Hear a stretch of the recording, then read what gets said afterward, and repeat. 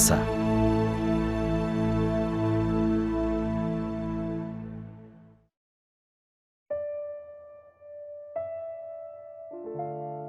İbrahim'in torunları olan İsrail'in oğulları, kıtlık yüzünden Mısır'a taşındı.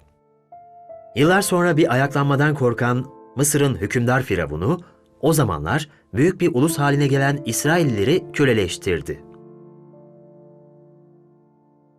Kralın bütün İsrailli erkek bebeklerini öldürme kararına rağmen, Tanrı bir dizi olağanüstü olayla Musa adlı bir bebeğin hayatını korudu. Tanrı, İsraillileri özgürlüğüne kavuşturmak için bir yetişkin olarak Musa'yı seçti. Firavun, köleleri salıvermeyi reddettiğinde, Tanrı, Mısır'a gücünü gösteren ve sadece onun tek gerçek Tanrı olduğunu kanıtlayan 10 bela gönderdi. 10. bela sırasında, gecenin ortasında İsraillilerin özgürlüğü kazanıldı. O gece, ölüm meleği, Mısır'da ilk doğan her oğlu öldürecekti. Yargıdan kurtulmanın tek bir yolu vardı. Tanrı'nın vaadine göre, eğer 1 yaşını doldurmuş bir erkek ve kusursuz bir kuzu kanı kapılarına sürülmüş olursa, kanı görünce üzerinizden geçeceğim. Kuzu öldüğü için oğul yaşayacaktı.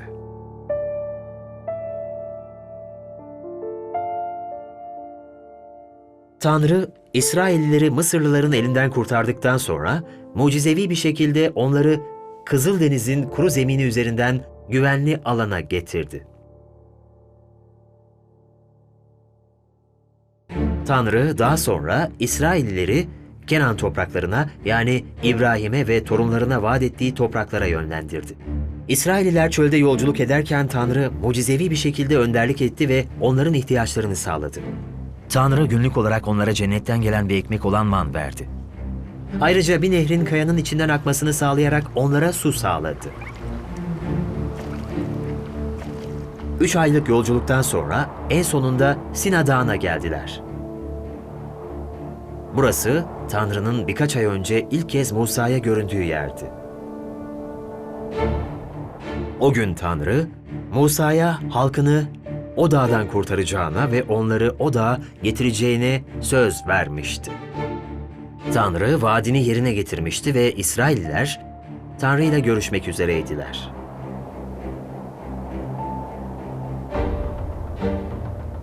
Sina Dağı'nda Tanrı, İsraillilerle bir antlaşma yapmak üzereydi.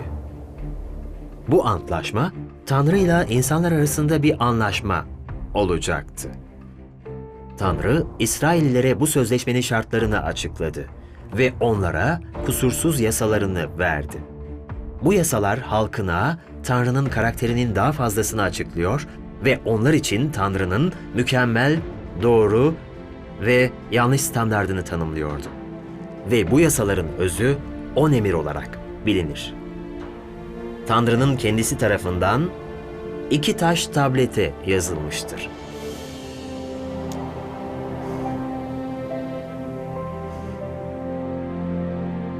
Mısır'dan çıkış 19. bölüm 8. ayette İsrailliler Tanrı'nın onlarla bir antlaşma yapmak üzere olduğunu ve kusursuz yasalarına mutlak itaat etmesi gerektiğini duyduğunda güvenle Musa'ya "Rabbin söylediği her şeyi yapacağız" dediler. Ama gerçekten sözleşmenin şartlarını yerine getirip Tanrı'nın yasalarına uyabilecekler miydi? Bu buyruklara bakarken kendinize de aynı soruyu sorun. Bu yasalardan kaç tanesine uyuyorsunuz? 3. günün sabahı gök gürledi, şimşekler çaktı. Dağın üzerinde koyu bir bulut vardı. Derken çok güçlü bir boru sesi duyuldu. Ordugahta herkes titremeye başladı.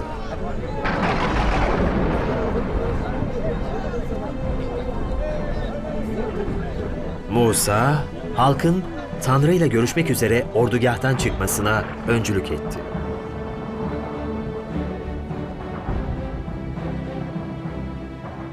Tanrı, şöyle konuştu.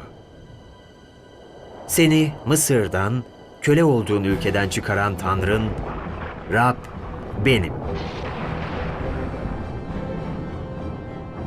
İsrail, hizmet edilip yatıştırılması gereken çok sayıda tanrı ve tanrıça olduğuna inanılan bir ülkeden daha yeni ayrılmıştı. Fakat Tanrı'nın halkına ilk buyruğu şuydu: benden başka Tanrın olmayacak. Tanrı halkına sadece ona ibadet etmesini, güvenmesini ve hizmet etmesini buyurmuştu. Yeşaya 45. bölüm 5. ayette Tanrı şöyle açıklar: benden başka Tanrı yok. Peki siz her gün güveninizi sadece Tanrı'ya mı veriyorsunuz? Hastalık ya da finansal kriz gibi ciddi bir sorunla karşılaştığınızda ne yapıyorsunuz? Yardım için nereye gidiyorsunuz? Rehberlik, koruma veya refaha kavuşmak için kimin veya neyin peşinden gidiyorsunuz? Eğer Tanrı'dan başka bir varlıktan, güçten, ruhtan veya güç kaynağından yardım istediyseniz bu buyruğu çiğnediniz. Ama belki başka varlıklar, atalar, ruhlar veya güçler peşinde koşmadınız. Ancak Tanrı'ya güvenmek yerine tüm hayatınızı tamamen kendinize güvenerek yaşadınız diyelim. Yeremya 17. bölüm 5. ayet şöyle der: Rab diyor ki, insana güvenen, insanın gücüne dayanan, yüreği Rab'den uzaklaşan kişi lanetlidir. Tanrı'nın verdiği ikinci buyruk putlara inanmaya ve tapmaya karşıydı. Tanrı şöyle diyor: kendine yukarıda gökyüzünde yaşayan herhangi bir canlıya benzer put yapmayacaksın. Tanrı halkının herhangi bir görsel varlık, melek ya da hatta Tanrı'nın kendisi gibi görünen bir put yapmasını yasakladı.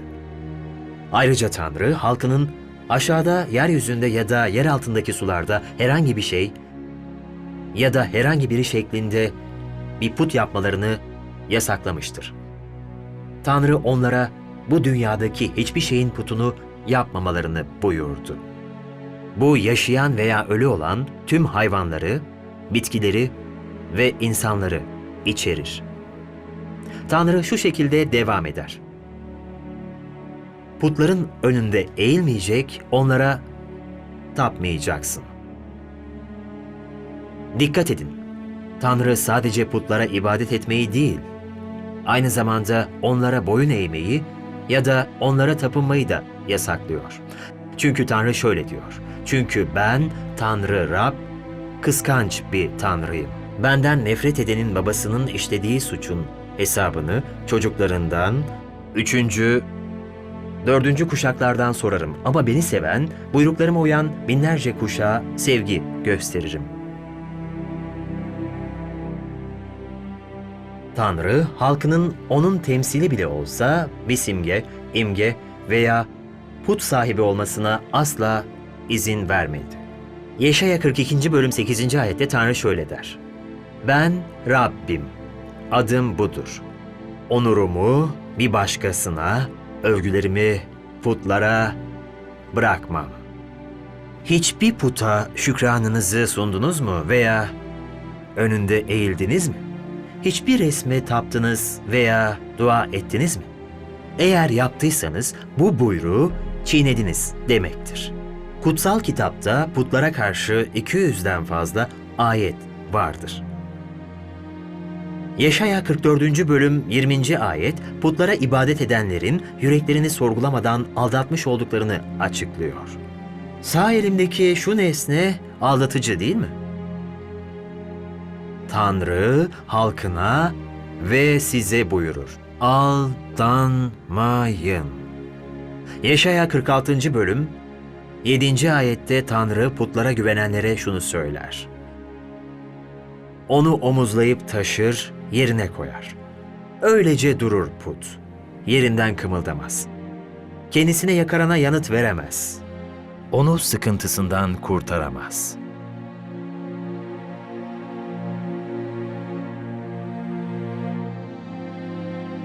9. ayette ise Tanrı şöyle der. Çünkü Tanrı benim. Başkası yok. Tanrı benim. Benzerim yok. Tekrar ve tekrar Tanrı insanlarına putlara itimat etmemelerini buyurur. O şöyle söyler, Tanrı benim. Seni yaratan benim.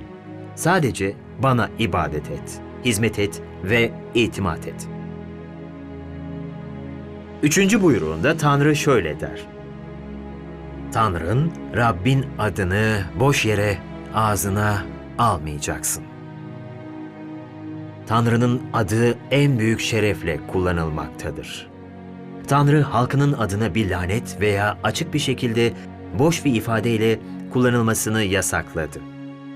Mesela bir kişinin "Oh Tanrım, bugün gerçekten çok sıcak" veya "Oh Tanrım, bu gerçekten harika" demesi gibi.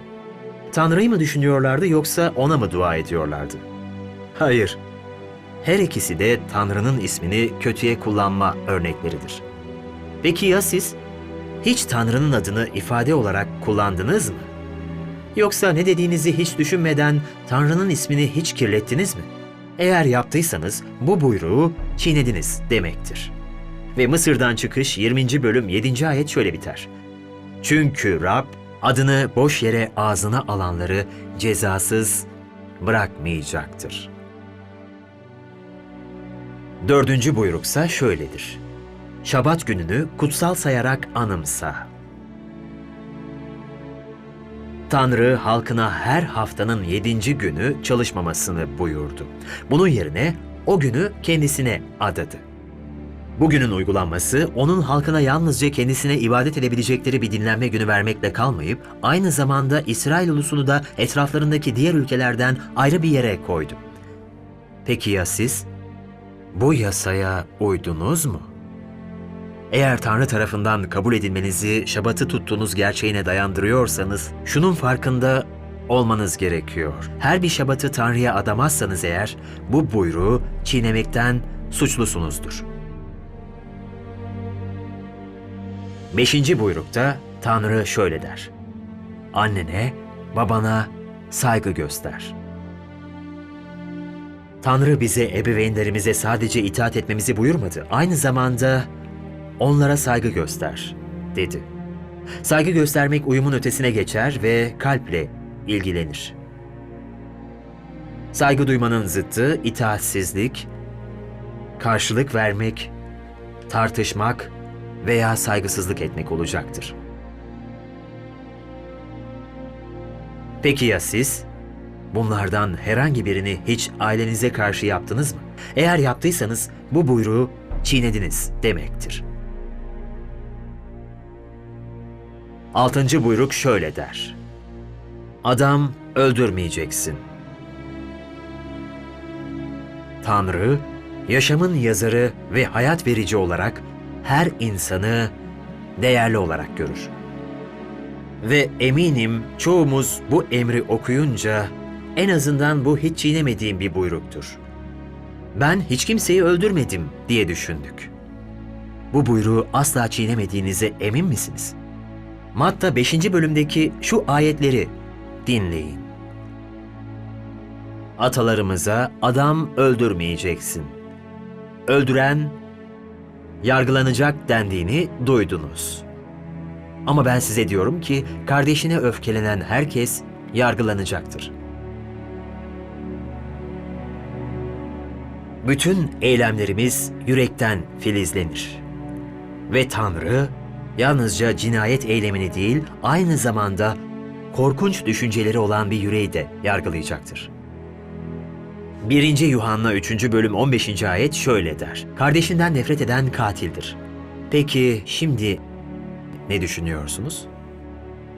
Hiçbirinden nefret ettiniz veya birine kızdınız mı? Eğer yaptıysanız bu buyruğu çiğnediniz demektir. Tanrı sadece yaşamı yaratmadı. Aynı zamanda Tanrı evliliğin yazarı ve tasarımcısıdır. Burada 7. buyrukta Tanrı bize evlilik için önemli bir yol gösterimi verir. Çünkü en başından beri Tanrı evlilikle ilgili bir kadının ömür boyu tek bir erkekle olmasını amaçladı. Süleyman'ın özdeyişleri 5. bölüm 18. ayette Tanrı kocaya bile şunu der: ve gençken evlendiğin karınla mutlu ol. Ve 19. ayette ise şöyle der: aşkıyla sürekli coş. Karı kocaların paylaştığı fiziksel yakınlık, evliliklerinin değerli bir armağanıdır. Bu yüzden 7. buyrukta Tanrı diyor ki, zina etmeyeceksin. Evet. Zina, evli olmadığın biriyle cinsel olarak yakınlaşmaktır. Tanrı onu yapma diyor. Eğer yaparsan kendini ve evliliğini mahvedeceksin. Bazı insanlar bu buyruğu okuyup şöyle düşünebilir: ben evli bile değilim, yani bu buyruğu çiğnemedim. Evli ya da bekar olup olmadığınızdan bağımsız olarak Tanrı sadece eylemlerinizde değil, gözleriniz ve yüreğinizde de sadakat ve saflık ister. Matta 5. bölüm 28. ayet şöyle der: bir kadına şehvetle bakan her adam yüreğinde o kadınla zina etmiş olur. Tanrı'ya göre evli olmadığınız bir insanın bedenine şehvetle sadece baksanız bile bu buyruğu çiğnemekten suçlu olursunuz. 8. buyruksa şöyle der: çalmayacaksın. Çalmak, size ait olmayan ama bir başkasına ait olan her şeyi almak demektir. Bu buyruğu çiğnediniz mi? Hiç kopya çekip sizin hakkınız olmayan cevapları verdiniz mi? Hiç ödeme yapmadığınız müzik, film veya bilgiyi aldınız mı? Vergi ya da işte hile yaptınız mı? Yalnızca 7 saat çalıştığınızda 8 saat çalıştığınızı söylediniz mi? Herhangi bir koşulda size ait olmayan bir şey almışsanız bu buyruğu siz de çiğnediniz demektir. 9. buyruk şöyle der: komşuna karşı yalan yere tanıklık etmeyeceksin. Tanrı sadece gerçeği söyler ve söylediğimiz her şeyde gerçeği konuşmamızı ister. Yine de hepimizin bu sadece beyaz bir yalan, sorun olmaz, bundan kimse zarar görmez diye düşünme eğilimimiz vardır. Ama Matta 12. bölüm 36. ayet tüm insanlara şunu söyler: size şunu söyleyeyim. İnsanlar söyledikleri her boş söz için yargı günü hesap verecekler. Peki siz hiç yalan söylediniz mi? Eğer söylediyseniz o zaman bu buyruğu çiğnediniz demektir. 10 buyruğun sonuncusuysa şöyledir: göz dikmeyeceksin. Gözü kalmak sadece günaha teşvik etmekle kalmaz. Aynı zamanda bir kişinin gözü kaldığı şeyi elde etmek için Tanrı'nın diğer emirlerini çiğnemesini sağlar. Peki ya siz? Sizin zaten sahip olduğunuz bir şeyden tatmin olmadığınız ve kendinizin olmayan bir şeye sahip olma arzusuyla kendinizi tükettiğiniz oldu mu? Eğer öyleyse o zaman gözünüz kalmıştır ve bu buyruğu çiğnemişsinizdir. 10 buyruğu inceledikten sonra İsraillilerin onlara kusursuzca itaat edebildiğini düşünüyor musunuz? İsrailliler Tanrı'nın tüm yasalarına uyacaklarına emin olmalarına rağmen tekrar ve tekrar bu yasaları çiğnediler. Peki ya siz? Tanrı'nın buyruklarına tamamen uydunuz mu hiç? Gerçek şu ki yaşamlarını dürüst bir şekilde değerlendiren her insan bu buyrukları çiğnediğini kabul etmek zorunda kalacaktır. İsrailliler gibi biz de tekrar ve tekrar bu buyrukları çiğnedik. O zaman bir sorunumuz var. Tanrı kutsal olduğu ve onun içinde hiçbir kötülük olmaksızın tamamen saf olduğu için Tanrı bu yasalara mutlak olarak itaat edilmesini ister. Tanrı hangi yasaları takip etmek istediğimizi ve ihlal etmenin uygun olduğunu düşündüğümüz yasaları seçmemize izin vermiyor. Tanrı halkına hepsine uymalarını buyurdu. Galatyalılar 3. bölüm 10. ayet şöyle der: Yasa kitabında yazılı olan her şeyi sürekli yerine getirmeyen herkes lanetlidir. Bu buyruklara sonsuz büyüklük veren şeyi Tanrı İbraniler 9. bölüm 27. ayette şöyle ifade eder: İnsanın bir kez ölmesi, zengin ya da fakir, eğitimli ya da değil, iyi ya da kötü, kimse ölümden kaçamaz. Her insan ölmeye mahkumdur. Sonra da yargılanması kaçınılmaz olduğu gibi. Ölümden sonra Tanrı her bir kişiyi yargılayacaktır. Ve Vahiy 20. bölüm 12. ayete göre her bir bireyin eylemleri Tanrı tarafından kitaplarına kaydedilir. Hiç düşünebiliyor musunuz?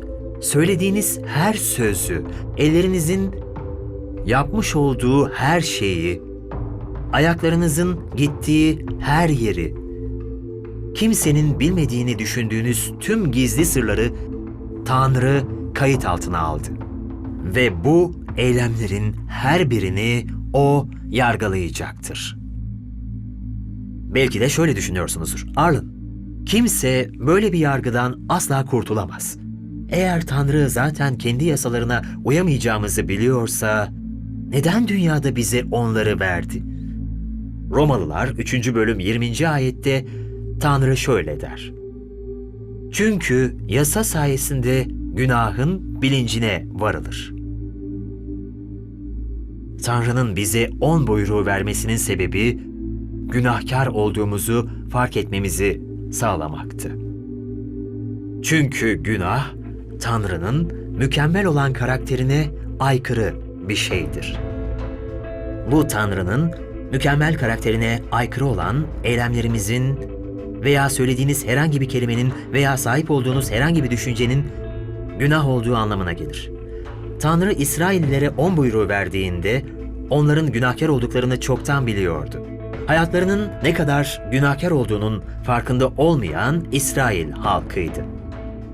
Tanrı onlara ayna gibi işlev görmesi, insanlara kendi günahlarını göstermesi için kutsal yasalarını verdi. Örneğin, birinin yüzü kirlenmiş olabilir ve bunu bile fark edemeyebilir.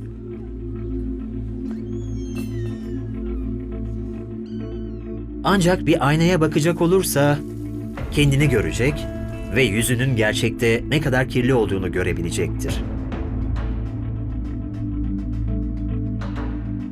Ve Tanrı biliyordu ki kendi kibrimizle beraber kendi hayatımızın gerçekte ne kadar günahkar olduğunun farkına varamayan, yüzünün her tarafında kir olan o kişi gibiyiz.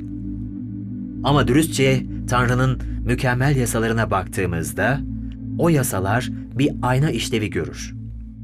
Yasalar bize kendi yaşamlarımızın Tanrı'nın mükemmel karakterinden ne kadar uzak olduğunu gösteriyor. Tanrı'nın karakteri kutsaldır. Yani o saftır ve onun içinde hiçbir kötülük yoktur. Ancak yasaya baktığımızda kutsal olmadığımızı ve kendi hayatlarımızın kötülükle dolu olduğunu fark ediyoruz. Günahkar olduğumuzu fark etmemiz için yasalar verildi. Galatyalılar 3. bölüm 24. ayet, Tanrı'nın insanları gelecek olan kurtarıcıya hazırlaması için yasa verdiğini söylüyor. Tanrı, eğer insanlar günahkar oldukları gerçeğini anlayabilirse, onları günahlarından kurtarmak için birilerine ihtiyaç duyduklarının farkına varacaklarını biliyordu. Kurtarıcı, Tanrı'nın yasalarına kusursuzca uyabilecek tek kişi olacaktı. Hayatı içinde hiçbir kötülük olmaksızın tamamen saf olacaktı. Ve insanların günah sorununu çözebilecek tek kişi O olacaktı. Ve Tanrı biliyordu ki insanların tek ümitlerinin gelecek olan kurtarıcıya bağlı olduğunun farkına varmaları için yasaya ihtiyaçları vardı.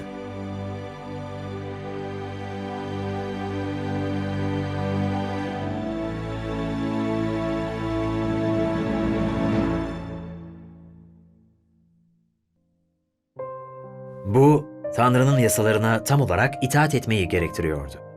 İsrailliler bu yasalara uyacakları konusunda kendilerinden emin olsalar da günahları yüzünden bunu gerçekleştiremediler. Onun yasalarını tekrar ve tekrar çiğnediler. Hayatınızla ilgili dürüst bir değerlendirme, sizin de Tanrı'nın buyruklarını çiğnediğinizi ortaya çıkaracaktır. Günahınız yüzünden kusursuz itaat sizin için de mümkün değildir.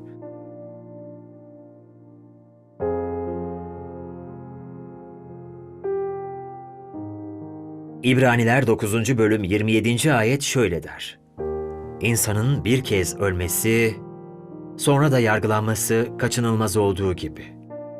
Ölümden sonra Tanrı her bir kişiyi yaptıklarına göre yargılayacak. Yasanın tamamına uyup, yalnızca bir buyruğu çiğnemeniz halinde, Yakup 2. bölüm 10. ayet şöyle der: Tek konuda ondan sapan kişi, bütün yasaya karşı suçlu olur. Her eylem, her kelime ve her düşünce için Tanrı'ya hesap vermek zorunda kalacağınız gün gelecek.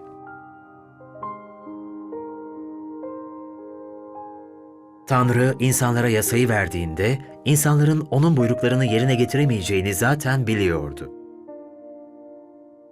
Bize kusurlu olduğumuzu gösteren bir ayna gibi, 10 buyruk insanların hayatlarındaki ve yüreklerindeki günahları gözler önüne sermektedir.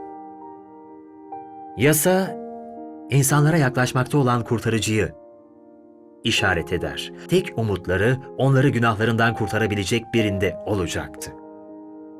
Bu, benim ve sizin için de tek umuttur.